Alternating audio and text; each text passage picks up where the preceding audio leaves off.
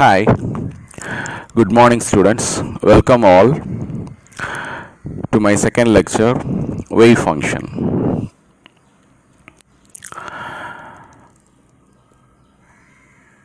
കഴിഞ്ഞ ക്ലാസ്സിൽ നമ്മൾ ക്ലാസിക്കൽ മെക്കാനിക്സിൻ്റെയും ക്വാണ്ടം മെക്കാനിക്സിൻ്റെയും വ്യത്യാസം നമ്മൾ മനസ്സിലാക്കുകയും യഥാർത്ഥത്തിൽ ക്വാണ്ടം മെക്കാനിക്സാണ് അടിസ്ഥാനമായും കംപ്ലീറ്റ് ആയിട്ടുമുള്ളതെന്നും നമ്മൾ ന്യൂട്ടോണിയൻ മെക്കാനിക്സ് എന്ന് നമ്മൾ പഠിച്ചുകൊണ്ടിരുന്നത് യഥാർത്ഥത്തിൽ ക്വാണ്ടം മെക്കാനിക്സിൻ്റെ ഒരു അപ്രോക്സിമേഷൻ മാത്രമാണെന്നും മനസ്സിലാക്കുകയുണ്ടായി. കൂടാതെ ഞാൻ പറഞ്ഞിരുന്നു ക്വാണ്ടം മെക്കാനിക്സിലെ വേവ് ഫംഗ്ഷൻ ഉപയോഗിച്ചിട്ടാണ് ക്വാണ്ടം മെക്കാനിക്സിലെ എല്ലാ എക്സ്പ്ലനേഷനുകളും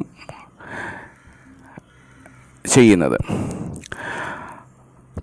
അപ്പോൾ ഇന്ന് നമുക്ക് വേവ് ഫംഗ്ഷൻ എന്താണ് എന്നതിനെക്കുറിച്ച് മനസ്സിലാക്കാം. എന്തുകൊണ്ടാണ് വേവ് ഫംഗ്ഷൻ നമ്മൾ ഉപയോഗിക്കുന്നത്? ക്ലാസിക്കൽ മെക്കാനിക്സിൽ ഒരു സിസ്റ്റത്തിൻ്റെ സ്റ്റേറ്റ് അല്ലെങ്കിൽ കോൺഫിഗറേഷൻ എന്ന് പറയുന്നത് കോർഡിനേറ്റ്സ് ആൻഡ് മൊമെൻ്റ ഉപയോഗിച്ചിട്ടാണ് പറയുന്നത്. അതായത്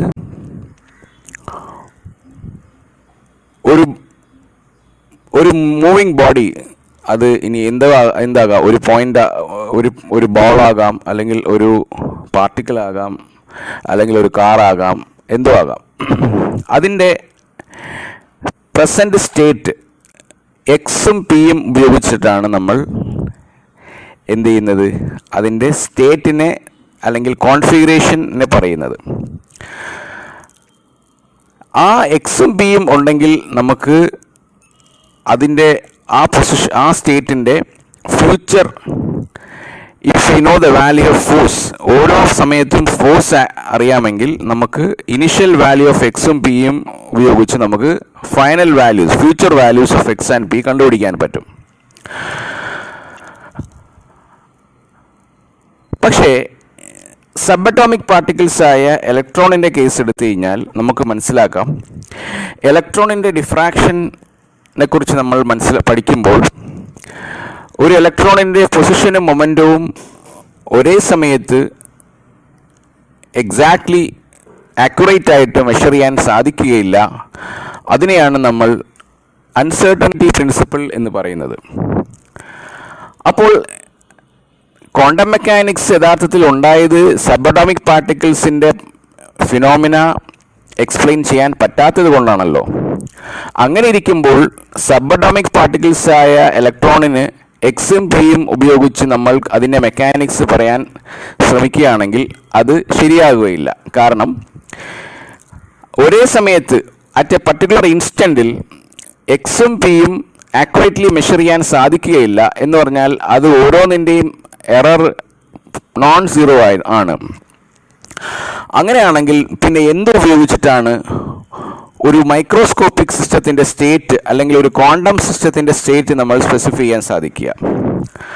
അതിനുള്ള ഉത്തരമാണ്, the configuration of a quantum object is completely specified by a wave function denoted by psi of x. Coming to the second slide, what does psi of x means? Actually, psi of x doesn't have any physical meaning, but the square of the magnitude of psi of x determines the probability that an object is found at the position x, that an object in the state. അതായത് psi of xന് physical meaning ഇല്ലെങ്കിലും psi square X, അതായത് magnitude of psi square എക്സിന് value probability ഡെൻസിറ്റിക്ക് തുല്യമായിരിക്കും. അത് X എന്ന് പറയുന്ന പൊസിഷനിൽ ഒരു പാർട്ടിക്കിളിനെ, അതായത് ഈ വേവ് ഫംഗ്ഷൻ ഡിസ്ക്രൈബ് ചെയ്യുന്ന പാർട്ടിക്കിളിനെ എക്സ് എന്ന് പറയുന്ന പൊസിഷനിൽ കാണാനുള്ള സാധ്യത, പ്രോബബിലിറ്റിയെയാണ് സൂചിപ്പിക്കുന്നത്. അത് നമുക്ക് വിശദമാക്കാം, നിങ്ങൾക്ക് ക്ലിയർ ആക്കി തരാം. രണ്ടാമത്തെ ഒരു കാര്യം, വേവ് ഫംഗ്ഷൻ എന്ന് പറയുന്നത് ഒരു കോംപ്ലക്സ് ഫംഗ്ഷനാണ്. അതായത് അതിനൊരു റിയൽ പാർട്ടും ഒരു ഇമാജിനറി പാർട്ടും ഉണ്ടായിരിക്കും. നിങ്ങൾ മനസ്സിലാക്കേണ്ടത് ഒരു കോംപ്ലക്സ് ഫംഗ്ഷൻ എപ്പോഴും ഉണ്ടാകുന്നത് എപ്പോഴാണെന്ന് വെച്ച് കഴിഞ്ഞാൽ ഒരു സിസ്റ്റത്തിൽ എന്താണെന്ന് വെച്ച് കഴിഞ്ഞാൽ ഒരു ലാഗിങ് പാർട്ട് അല്ലെങ്കിൽ ഈ റിയൽ പാർട്ട് അതിൻ്റെ മോഡുലസ് മാഗ്നിറ്റ്യൂഡ് തന്നെ ആയിരിക്കും.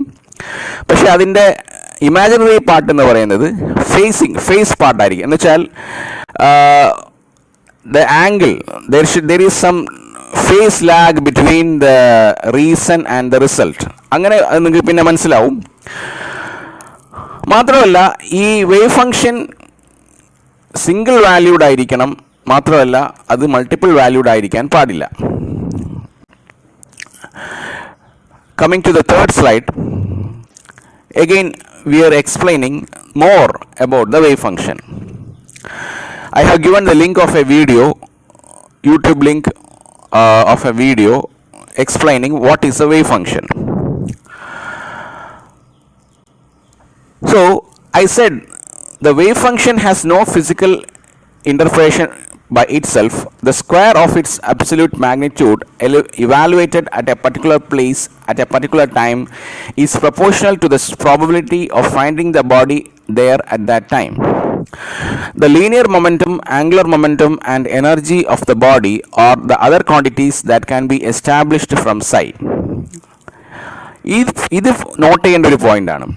അതായത് ഒരു പർട്ടിക്കുലർ സിസ്റ്റത്തിൻ്റെ linear momentum, angular momentum, energy, അതായത് ഫ്യൂച്ചർ വാല്യൂസ്, ഈ പാരാമീറ്റേഴ്സ്, മെക്കാനിക്കൽ പാരാമീറ്റേഴ്സ് എല്ലാം ഈ psi എന്ന് പറയുന്ന വേവ് ഫംഗ്ഷനിൽ നിന്ന് നമുക്ക് എന്ത് ചെയ്യാൻ പറ്റും? എസ്റ്റാബ്ലിഷ് ചെയ്യാൻ പറ്റും.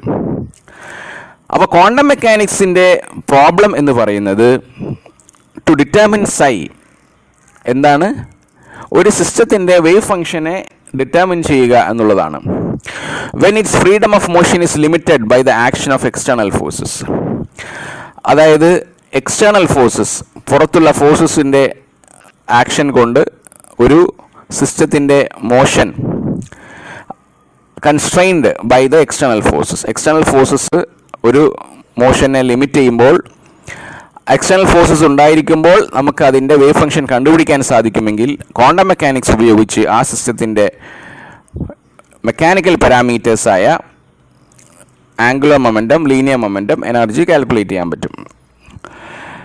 ഓൾറെഡി ഞാൻ പറഞ്ഞു വേവ് ഫംഗ്ഷൻ കോംപ്ലക്സ് ആയിരിക്കും. കോംപ്ലക്സ് മാഗ്നിറ്റ്യൂഡ് സ്ക്വയർ എന്ന് പറയുന്നത് എന്തായിരിക്കും? psi star psi, complex conjugate into the function. ഈ കോംപ്ലക്സ് കോൺജുഗേറ്റ് ഇൻറ്റു ഫംഗ്ഷന് പ്രോബബിലിറ്റി ഡെൻസിറ്റി ആണ് എന്ന് ഞാൻ പറഞ്ഞു കഴിഞ്ഞു. ഇത് ഫോർത്ത് സ്ലൈഡ്. ഇവിടെ നമുക്ക് വേവ് ഫംഗ്ഷൻ, ഒരു കോംപ്ലക്സ് വേവ് ഫംഗ്ഷൻ എങ്ങനെയായിരിക്കും എന്നതിനെക്കുറിച്ച് നമുക്ക് ഇവിടെ എഴുതിയിട്ടുണ്ട്. Normalisation, we come to the sixth slide. The normalization of a wave function is a condition. That means it is a boundary condition. So the probability of finding the body all over the space will be finite. That means if the body is somewhere, that means there will be a non-zero probability of finding the particle. അപ്പോൾ ഒരു particle exist ചെയ്യുന്നുണ്ടെങ്കിൽ ഈ പ്രപഞ്ചത്തിൽ എവിടെയെങ്കിലും വെച്ച് ആ പാർട്ടിക്കിളിനെ കാണാനുള്ള probability 1 ആയിരിക്കും. അതുകൊണ്ട് നോർമലൈസേഷൻ കണ്ടീഷൻ എന്ന് പറയുന്നത് integral -∞ to ∞ psi square mod psi square dv = 1. അതേസമയത്ത് psi square dv integral psi square dv 0 ആണെങ്കിൽ അതിൻ്റെ അർത്ഥം പാർട്ടിക്കിൾ ഡസൻറ്റ് എക്സിസ്റ്റ്. പക്ഷേ പാർട്ടിക്കിൾ എക്സിസ്റ്റ് ചെയ്യുകയാണെങ്കിൽ -∞ to ∞ psi square dv = 1. If the particle exists somewhere at all times, integral -∞ to ∞ p dv = 1. അപ്പോൾ ഈ condition satisfy ചെയ്യുന്ന ഒരു വേവ് ഫംഗ്ഷനെ നമ്മൾ നോർമലൈസ്ഡ് വേവ് ഫംഗ്ഷൻ എന്ന് നമ്മൾ പറയും. ഇനി ഒരു വേവ് ഫംഗ്ഷൻ ഉണ്ടായിരിക്കേണ്ട പ്രോപ്പർട്ടീസ് എന്തൊക്കെയാണ് എന്ന് നോക്കാം. ഇത് വളരെ ഇമ്പോർട്ടൻ്റ് ആണ്. ഒന്നാമതായിട്ട് ഇത് നോർമലൈസബിൾ ആയിരിക്കണം. രണ്ടാമതായിട്ട് അത് സിംഗിൾ വാല്യൂഡ് ആയിരിക്കണം. എന്ന് പറഞ്ഞാൽ ഒരൊറ്റ പൊസിഷനിൽ ആ സിസ്റ്റത്തിന് ഒരൊറ്റ പ്രോബിലിറ്റി മാത്രമേ ഉണ്ടാവാൻ പാടുള്ളൂ.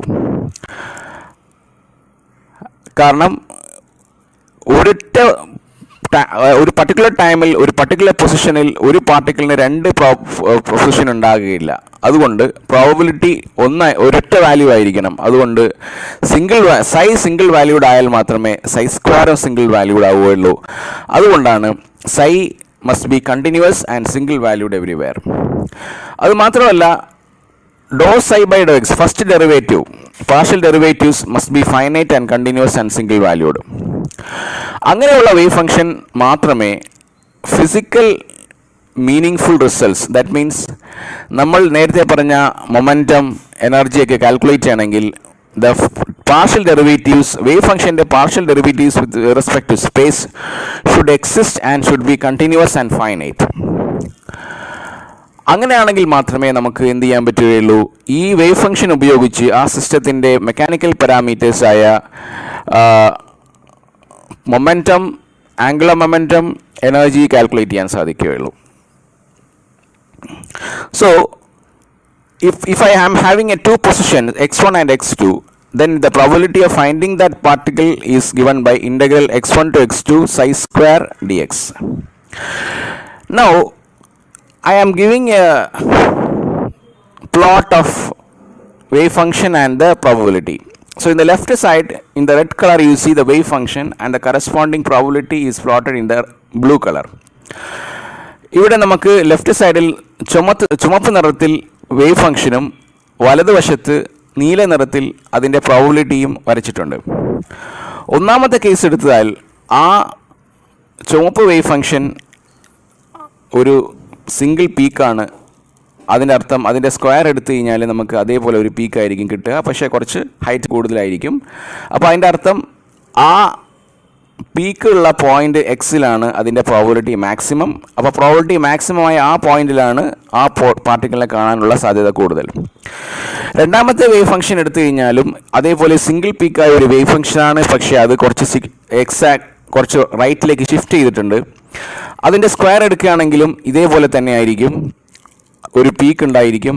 ആ പീക്കിലും ആയിരിക്കും പ്രോബബിലിറ്റി മാക്സിമം, ആ പോയിന്റിലായിരിക്കും ആ പാർട്ടിക്കിളിനെ കാണാനുള്ള സാധ്യത കൂടുതൽ. പക്ഷേ മൂന്നാമത്തെ വേവ് ഫംഗ്ഷൻ എടുത്തു കഴിഞ്ഞാൽ നമുക്ക് കാണാൻ സാധിക്കും അതൊരു സൈനസോയിഡൽ വേവ് ഫംഗ്ഷനാണ്, combination of sine and cos ആണ്. അപ്പോൾ അതിൻ്റെ റിയൽ പാർട്ടിൻ്റെ സ്ക്വയർ എടുത്തു കഴിഞ്ഞാൽ നമുക്ക് എന്ത് കിട്ടും, ഒരു സ്ട്രെയിറ്റ് ലൈൻ കോൺസ്റ്റൻറ്റ് വാല്യൂ കിട്ടും. ഇതേപോലെ തന്നെയാണ് നാലാമത്തെ കേസ് എടുത്തു കഴിഞ്ഞാലും അതും ഒരു സൈനസോയിഡൽ വേവ് ഫംഗ്ഷനാണ്, പക്ഷേ ഫ്രീക്വൻസി മാറിയിട്ടുണ്ട്. അങ്ങനെയാണെങ്കിൽ പോലും അതിൻ്റെ കോംപ്ലക്സ് കോൺജുഗേറ്റ് എടുക്കുകയാണെങ്കിൽ, ഈ ഫംഗ്ഷൻ്റെ കോംപ്ലക്സ് കോൺജുഗേറ്റ് എടുക്കുകയാണെങ്കിൽ വീണ്ടും ഒരു കോൺസ്റ്റൻറ്റ് ഫൈനൈറ്റ് വാല്യൂ കിട്ടും. ഇവിടെ നോക്കുകയാണെങ്കിൽ ഇത് യഥാർത്ഥത്തിൽ ഒരു 8.04 അല്ല എഴുതിയിരിക്കുന്നത്. യഥാർത്ഥത്തിൽ ഇതൊരു wave function, multiple valued wave function വരച്ചിരിക്കുകയാണ്. അതായത് ഒരു പർട്ടിക്കുലർ എക്സ് വാല്യൂവിൽ 2, 3 വാല്യൂസ് ഓഫ് സൈ ഉണ്ട്. അങ്ങനത്തെ കേസ് വരുമ്പോൾ ഇതിനൊരു ആൻസർ ഇല്ല. It is a stupid wave function, it is not possible. So ഇങ്ങനത്തെ മൾട്ടിപ്പിൾ ഒരു എക്സ് വാല്യൂവിന് പല സൈ വാല്യൂസ് വരുന്ന കേസ് ഉണ്ടാകാൻ സാധ്യതയില്ല. അത് ഒരു സ്റ്റുപ്പിഡ് വേവ് ഫംഗ്ഷനാണ്. അങ്ങനത്തെ വേവ് ഫംഗ്ഷൻ നമുക്ക് ഉണ്ടാവുകയില്ല. അതാണ് നമ്മളിവിടെ പറഞ്ഞത്.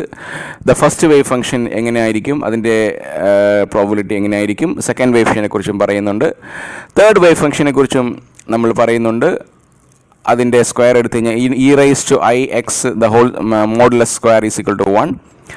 അതുപോലെ തന്നെയാണ് ഫിഫ്ത്ത് വേവ് ഫംഗ്ഷൻ സ്റ്റുപ്പിഡ് ആണെന്നും പറയുന്നുണ്ട്. So with this I completed the wave function and the properties of wave function.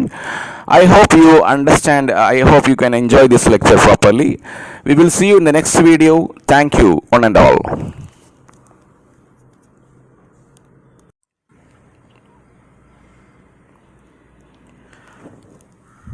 Hi.